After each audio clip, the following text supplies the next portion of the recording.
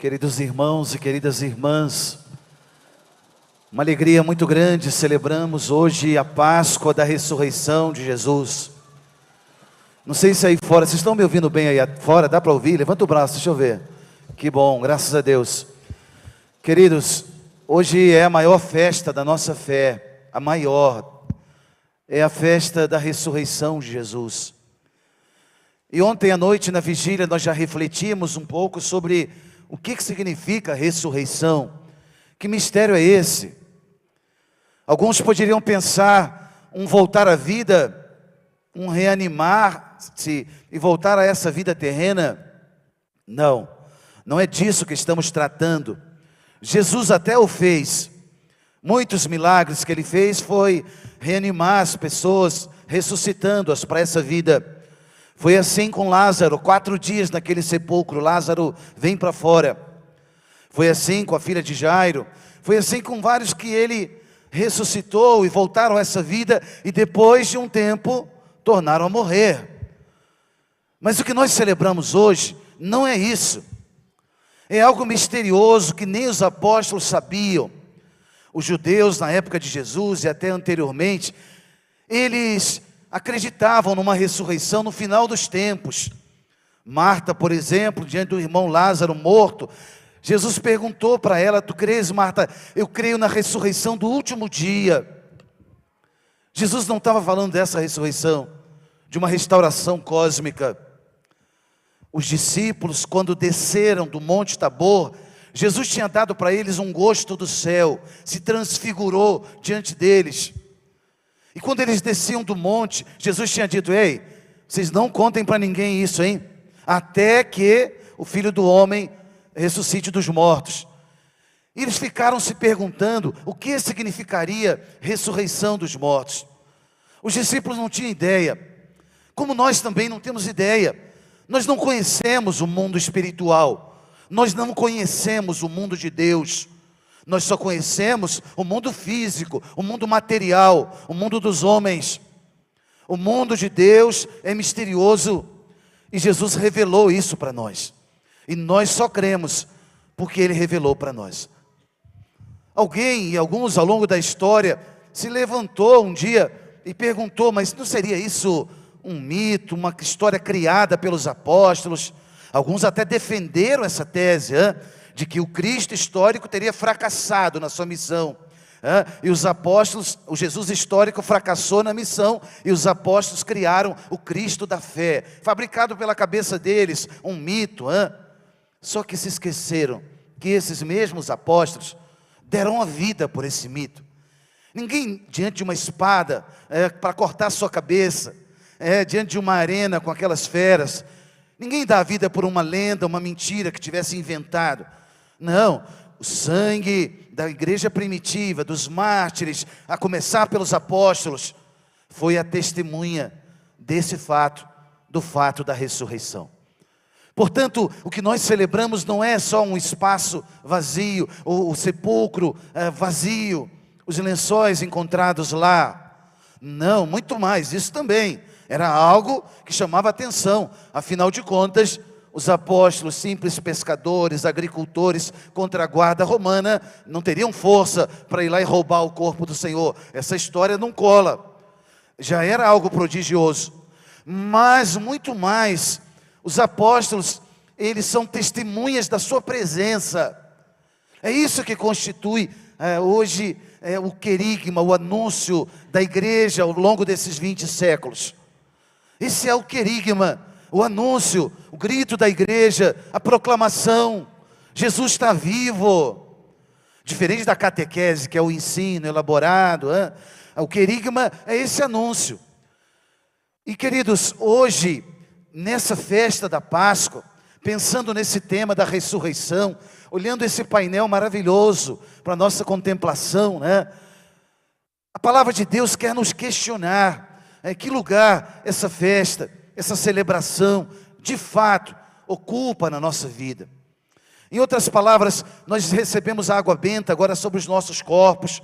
É a festa da nossa renovação espiritual, é a festa do nosso batismo.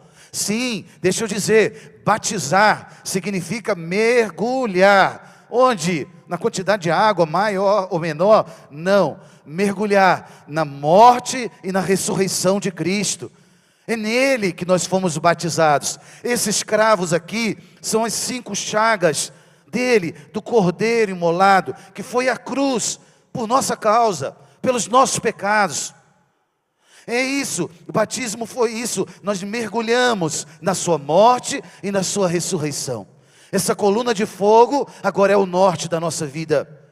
Você não pode mais dizer, não sabe o que fazer, para onde ir. Não, foi revelado a nós. Nós temos agora um norte, que o Cristo abriu definitivamente para nós. Por isso, nós podemos ser cheios de esperança, porque Cristo ressuscitou. Meus irmãos, e a partir daí, as 4 leituras de hoje nos ajudam a pensar. Pega aí o seu folheto, por favor. As 4 leituras de hoje nos ajudam a pensar nessa festa da renovação da nossa fé. O primeiro, livro dos Atos dos Apóstolos, capítulo 10.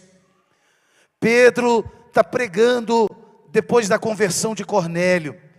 Entenda bem, estamos no capítulo 10º do livro dos Atos. Lucas já narrou nos 9 primeiros a evangelização dos judeus. Agora, Cornélio é o símbolo representando os pagãos. Ele é um centurião romano. Agora o evangelho chega no coração dos pagãos. Entenda bem, capítulo 10. Pedro está relembrando para eles como que foi. Olha, aquele Jesus que João Batista batizou, ele pregou na Galileia, curou a muitos. Pedro foi falando para eles, vocês ouviram falar, não foi? Isso mesmo, mas olha, escuta, esse Jesus que morreu na cruz, Deus o ressuscitou dos mortos, e nós somos as suas testemunhas. Aqui a palavra mais importante para você entender, e nós somos as suas testemunhas. Lucas, quando escreve isso, é o discurso de Pedro, é uma chave de leitura para a igreja hoje, para nós. O que a sociedade precisa, o mundo precisa? De testemunhas de Jesus, dos valores de Jesus, não só de simpatizantes das ideias de Jesus. E hoje, mais do que nunca, no Brasil e fora do Brasil, as polarizações, direita, esquerda, centro. Não, querido, deixa eu dizer, o Evangelho de Cristo está acima. Se nós vivemos no Evangelho de Cristo, tudo tem que convergir para o Evangelho de Cristo. E se nós vivemos no Evangelho de Cristo, nós vamos rejeitar aquilo que não é dele. É claro, é objetivo, é direto. Valores, contra-valores ao Evangelho de Cristo, rejeitamos na nossa vida. Por quê? Porque somos testemunhas dele. Mas testemunha não é alguém que ouviu falar. Ei, escuta, testemunha é alguém que experimentou. O mundo precisa de testemunhas. O mundo até escuta os mestres. Sim, você está me escutando agora. Sim, eu sei. Mas o mundo, muito mais do que escutar os mestres, escuta as testemunhas. Por quê? Porque a palavra pode convencer, mas o testemunho arrasta. E é isso que o mundo precisa. A igreja tem estado calada. Deixa eu dizer, querido, eu e você, nós precisamos ouvir isso. Vivemos um tempo de uma igreja calada. Nós nos acomodamos na burocracia da fé. Vivemos um catolicismo tantas vezes pragmático, de cumprimento de preceitos. O mundo precisa de testemunhas. A luz que foi dada a nós não pode ficar escondida. Preste atenção, querido, escuta de novo. A luz que foi com que Cristo iluminou a sua vida não pode ficar escondida. Não caia nessa armadilha, essa artimanha do maligno. Não, a fé é vivida no privado, no escondido. É vivida, ninguém tem nada com isso. Viva lá a sua vida de fé. Não precisa falar de Jesus, não. Todo importante é crer em alguma coisa. Não foi isso que Ele deixou para nós. Deixa eu dizer, Ele disse para os apóstolos assim: ide pelo mundo, fazei discípulos meus, todos os povos. Ele não falou, ei, consigam simpatizantes, pessoas que achem bonitinha a minha pregação. Não, Jesus quer formar discípulos. Fazei discípulos meus, homens e mulheres que encantados com a sua palavra, queiram transformar essa palavra na vida e viver no meio do mundo, no meio da sociedade. Essa é a primeira palavra de hoje, dessa Páscoa. Até que ponto eu quero ser testemunha de Cristo? Talvez você possa dizer: padre, mas eu vou ser testemunha como? Eu não entendo bem a religião, eu sou tão distante, eu nem sei rezar direito. Talvez você me diga: padre, para mim é tão custoso, o elemento religioso é tão distante, tão frio. Pois querido, aproveita hoje, dobra seus joelhos, fala com seu pai que está aqui te ouvindo. Você não está aqui num teatro, você não está aqui numa encenação, numa dramatização de um tema. É a sua vida, é o seu resgate. Jesus pagou o preço pela sua salvação. Sem Jesus, todos nós estaríamos destinados ao inferno. A palavra de Deus é muito clara. O apóstolo Paulo diz: porque todos pecaram, todos estão privados da glória de Deus. Nenhum de nós tinha acesso ao céu. E Jesus rasgou para sempre o véu, abriu para nós as portas da eternidade. A sua ressurreição é o limite para o mal. O mal tem os dias contados. A ressurreição de Cristo é o limite até aqui. A permissão de Deus. Mas daqui em diante é a glória e a graça de Deus que tomarão com todo o seu poder o governo do mundo e da história. Por isso hoje, essa palavra ressurreição é um mundo novo de Deus. Nós não conhecemos, mas nós temos uma certeza. Ele deu a vida por nós. E as testemunhas oculares desses fatos também deram. E por isso são testemunhas críveis. Hoje, olhando essa palavra de Pedro, cada um vai se perguntar: até que ponto eu tenho sido testemunha desse fato? Ou o meu cristianismo tem escondido esse Cristo? É um cristianismo só de verniz, aquele que arranha à toa, sabe? Aquele cristão que, não vou mais na igreja, não gostei desse padre, não gostei da cadeira, o banco da igreja, não tem isso, eu não sei aquilo, e começa a ficar criando coisinhas, porque no fundo segue a si mesmo. Não, sai daí. Os cristãos que testemunharam isso, eles viveram o cristianismo deles nas catacumbas, eles viveram debaixo do martírio, viveram na perseguição, foram testemunhas desse Cristo e deram a vida por Ele. É disso que estamos falando. A nossa geração precisa de homens e mulheres valentes, que abracem o Cristo de fato, e não fiquem olhando para Ele como um estranho, que acha até bonito e até romantiza a sua figura, mas não quer viver a sua palavra. A ressurreição de Cristo tem que nos colocar diante dessa palavra. Eu quero ser testemunha. Eu falei com Ele agora, eu falo com Ele todo dia. Ele me alcançou com a misericórdia dEle, Ele me abraçou com a sua graça, e eu sou testemunha dessa verdade. Sem o Cristo, onde estaria eu? Sem o Cristo, sem a ressurreição dEle, o que seria de mim? Essa é a primeira palavra da liturgia de hoje.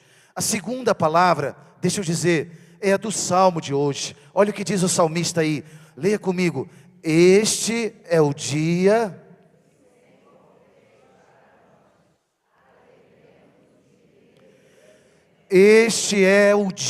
que o Senhor fez para nós. Qual dia? A Bíblia diz que o mundo foi criado em 7 dias, né? Uma linguagem figurada, obviamente, bonita, linda, poética, mas escuta bem, a semana dos cristãos não tem só 7 dias, tem 8. Começou num domingo, o primeiro dia da semana, e termina no outro domingo, o 8º dia. Ou melhor, se abre agora o 8º dia, um dia sem ocaso, um dia que não terminará jamais. Ei, querido, vou dizer de novo, os nossos dias, esse é o dia que o Senhor fez para nós, porque esse 8º dia é o dia por excelência. É um dia em que o calendário, o cronômetro, a sequência do tempo nessa vida não poderá mais contar. Jesus abriu para nós, no 8º dia, abriu para nós as portas da eternidade. É por isso que o nosso coração é cheio de esperança. O apóstolo Paulo chega a dizer assim: olha, ainda que o nosso exterior se desconjunte, o nosso interior se renova de dia para dia, porque o ressuscitado vive em nós. Essa é a beleza dessa verdade. Este é o dia que o Senhor fez para nós. A terceira palavra da liturgia é a segunda leitura leitura de São Paulo aos Colossenses. São Paulo, com muita dificuldade, evangelizou aquele mundo com a mentalidade grega. E o que tinha de forma religiosa na Grécia Antiga? Tinha o politeísmo. Como assim, padre? Um Deus para cada coisa. A gente conhece a mitologia grega como era, né? Variada, rica, uma beleza de símbolos e etc. Mas era um politeísmo. A toda hora os homens tinham que fabricar um Deus para cada coisa. Paulo vai dizer, não, só há um Deus sobre todas as coisas, uma só fé, um só batismo, um só Deus e Senhor. Paulo começa a pregar na esteira do judaísmo que ele já tinha recebido. Paulo começa a pregar que esse Deus revelado a Abraão, o único Deus, ele enviou seu filho, morreu por nós para nos salvar. Quando Paulo começa a falar isso, de que ele morreu e ressuscitou, os gregos começam a pular alto e dizer, opa, peraí, isso não bate bem, que história é essa? Platão já ensinou para nós, os discípulos dele, que a alma sim viverá no mundo perfeito, no mundo das ideias.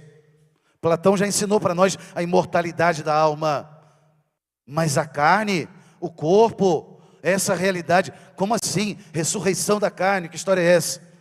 E o cristianismo, Paulo e os discípulos vão pregar isso para o mundo. Essa é a novidade que Jesus revelou para nós. O corpo ressuscitado, o corpo glorificado, o corpo agora espiritual, não mais sujeito à corrupção. Padre, mas como é que eu posso estudar isso melhor? Eu queria aprender, ler sobre isso. Leia 1 Coríntios 15. Pega a sua Bíblia depois em casa. 1 Coríntios 15. Paulo vai falar para esses gregos a distinção entre o corpo corruptível e o corpo incorruptível. Esse corpo corruptível, que um dia vai virar pó, e esse corpo incorruptível, que todos nós receberemos. Os gregos não aceitaram muito, começaram a criar divergências. Lá em Corinto, por exemplo, Paulo falou, ei, se Cristo não ressuscitou, então vazia é a nossa fé, vazia é a nossa pregação. Nós somos os mais dignos de dó, de pena. Deixamos tudo para seguir esse Cristo que foi reanimado e vai voltar a morrer. Que história é essa? Não, pelo contrário. Cristo ressuscitou como primícias dos que morreram. Então, Ele é o primeiro e nós seguiremos a Ele. Com Ele já ressuscitado, Nossa Senhora já ressuscitada no céu, porque ela foi assunta, não teve pecado. E nós todos ressuscitaremos com Ele também na parousia. Ora, e na segunda leitura então, Paulo, depois de lutar muito lá na evangelização dos coríntios, aos colossenses, ele chama para uma responsabilidade de fé. Se ressuscitastes com Cristo, esforçai-vos por alcançar as coisas do alto, onde está Cristo sentado à direita de Deus. Aspirai às coisas celestes e não às coisas terrestres. Deixa eu dizer, querido, de novo, não é a direita ou a esquerda, é o alto. Ei, não adianta falar de progresso sem saber para onde a gente vai. Não adianta, a humanidade vai progredir em técnica, vai progredir em tecnologia, vai progredir em tanta coisa que o homem, pela inteligência que Deus deu, vai poder fabricar. Beleza, mas para onde eu vou? Qual é o sentido? Ei, qual é a orientação?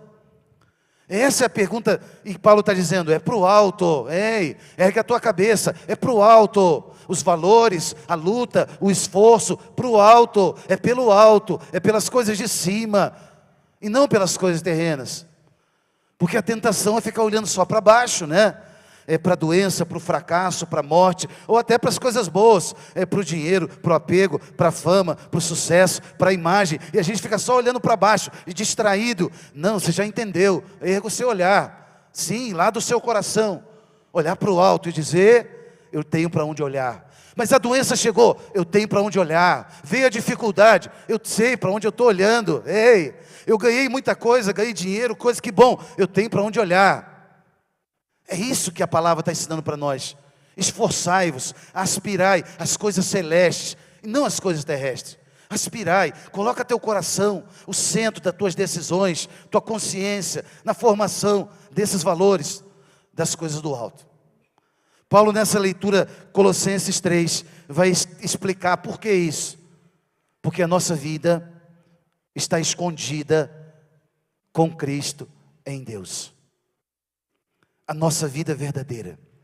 Ei, escuta, ei, preste atenção, por favor, ei, você mesmo, essa palavra é para você. Ei, olha, a nossa vida verdadeira está escondida com Cristo em Deus.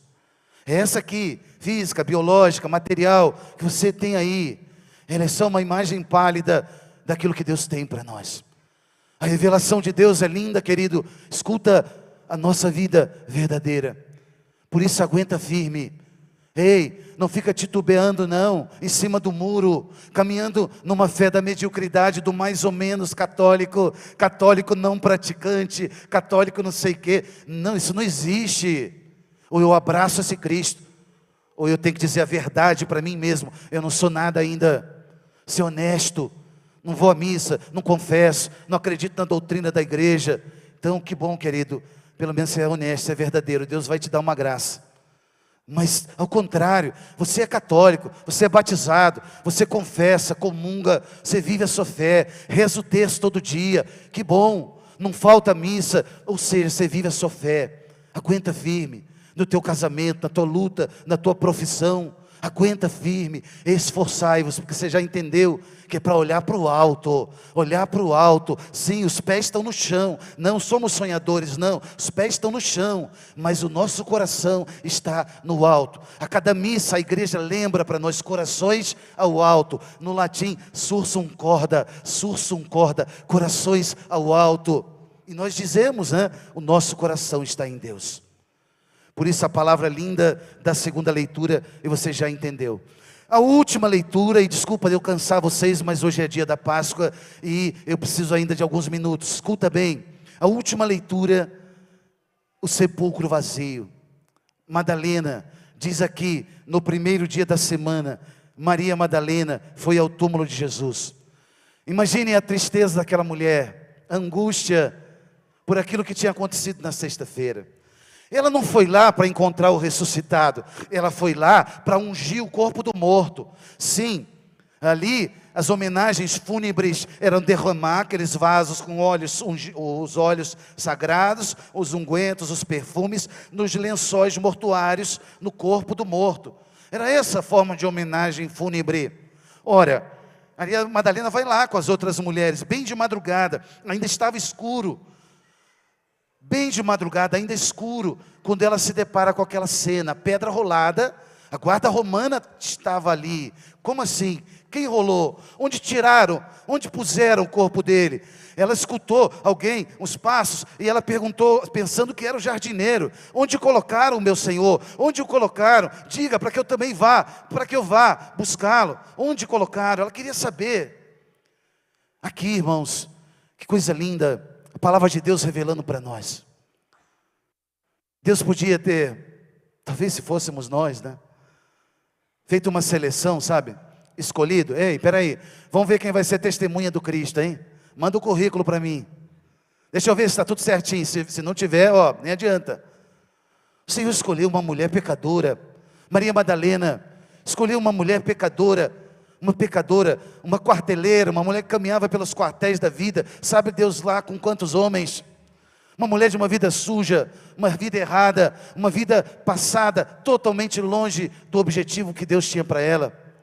A Bíblia diz que Jesus expulsou dela 7 demônios, imagina, e é lindo perceber que Deus é assim, Deus tem predileção por esses, Deus tem predileção por nós. Essa é a festa do amor, da misericórdia, da Páscoa, do Senhor que disse para ela: vá e não peques mais, mas a abraçou e deu a ela uma vida nova. Ela se tornou santa, Santa Maria Madalena. Qual é a sua desculpa para não ser testemunha da ressurreição? Qual é a sua desculpa para não testemunhar o Cristo? Para não viver apaixonadamente por Ele? Qual é a sua desculpa? Até quando a gente vai ficar pensando: não, eu não sei nada, outra pessoa vai falar por mim, outro vai ser não sei o quê, não, fulano é mais santo, eu não posso. Até quando a gente vai ficar se escondendo atrás de uma experiência de religião falsa? Não, querido, bata no seu peito e diga: eu sou católico, eu vou testemunhar esse Cristo. Deus é meu Pai, não alguém distante, uma energia, uma força anônima. Não, é meu Pai. E eu, como Madalena, um pecador, com uma história triste para contar, de tanta sujeira, quem sabe no passado. Eu não sei qual é a tua história, Deus sabe. Não interessa, o que passou, passou. O apóstolo Paulo diz: todo aquele que está em Cristo é uma nova criatura. Passou o que era velho, eis que tudo se faz novo. É esse ressuscitado que quer nos tirar da experiência da morte e do pecado e nos dar a vida nova. Pensa nisso hoje. Madalena, que vai ao encontro do Senhor e é a primeira testemunha da ressurreição. E o Senhor dá a ela graça e vai dizer aos meus irmãos que a Galiléia se dirijam, pois lá os encontrarei. Vai dizer aos meus irmãos, ela foi anunciadora, a primeira evangelizadora, a apóstola dos apóstolos, aquela que foi enviada por Deus. O currículo dela foi renovado agora, porque a graça de Deus transforma tudo, tudo. Aquilo que nós não podemos, Deus pode. É isso que eu queria que você levasse para sua casa hoje. A tua fé, essa que você já trouxe, renovada. Olhar para o batismo, para a água que hoje tocou seu corpo e dizer: eu vou viver essa fé, eu vou testemunhar esse Cristo, porque eu tenho para onde olhar.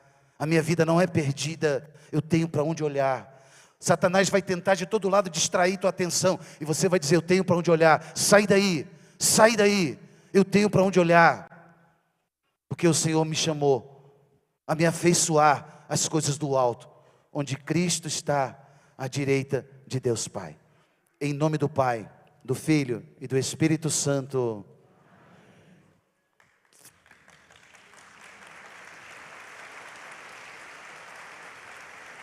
Glória a Deus. Vamos ficar.